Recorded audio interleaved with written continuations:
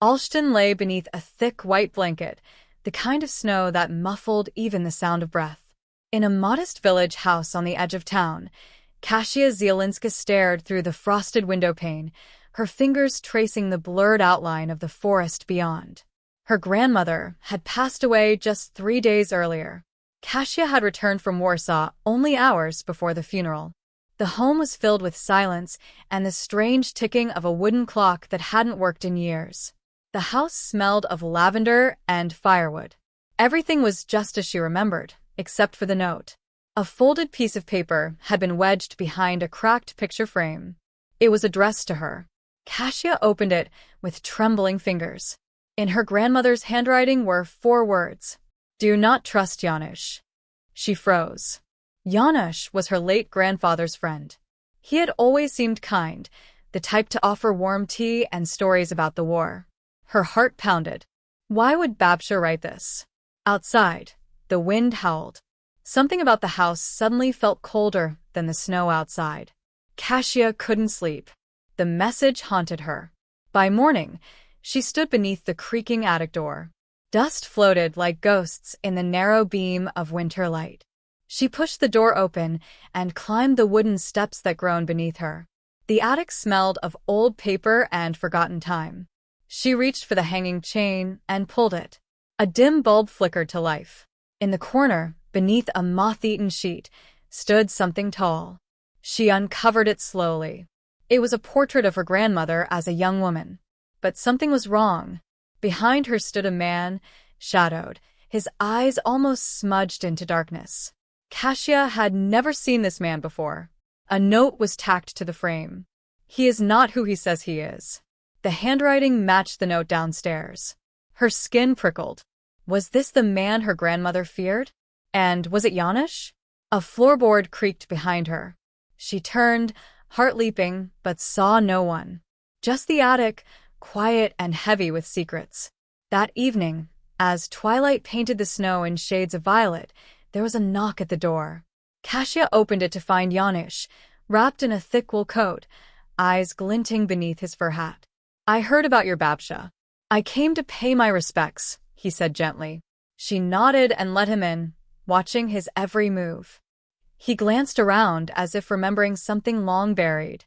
"You know," he said, "your grandmother was a wise woman. But age makes us paranoid." Kasia offered tea, her hands shaking. He took it with a small smile but never drank. Instead, he looked toward the attic stairs. "You've been up there, haven't you?" Her breath caught. "Why would you say that?" Janusz stared at her with eyes too calm, too knowing. Then he said softly, "Some doors are best left closed." He left not long after, and as the door clicked shut, Kasia realized he had left his gloves on purpose. The next morning, Kasia wandered into the forest behind the house. Her grandmother had always told her never to go past the old birch tree. But something tugged at her, a whisper on the wind, a pull from beneath the snow. She reached the birch. Its bark was carved with symbols she didn't recognize, some worn with time, others fresh.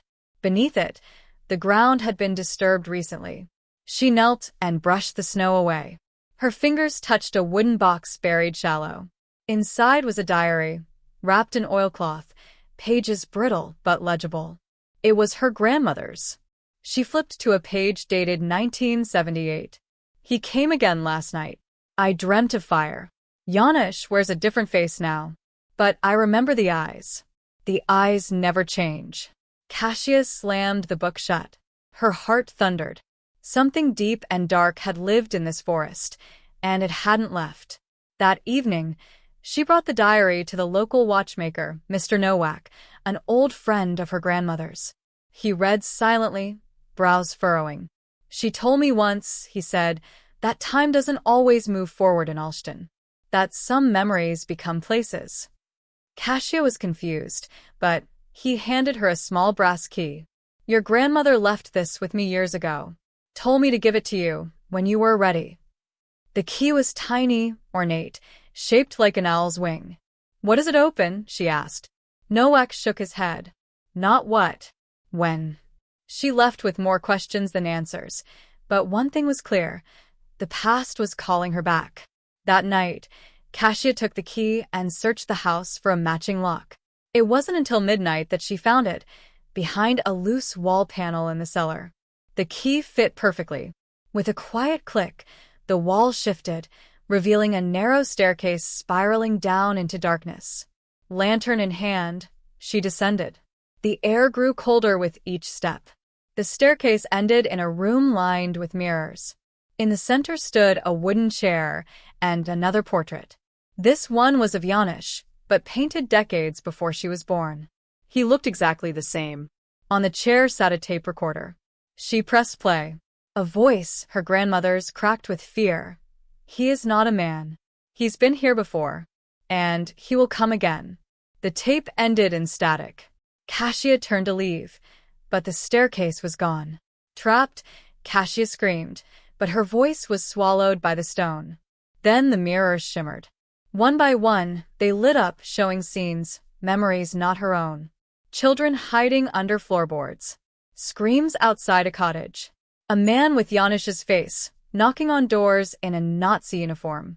The year was 1943. Kasia stepped closer to one mirror and felt it pull her in. Suddenly, she stood in the same forest, but it was wartime. The air stank of gunpowder. In the distance, the birch tree was on fire. And Janusz was there. Younger. Cruel. Smiling. She realized now he hadn't changed. Not in 80 years.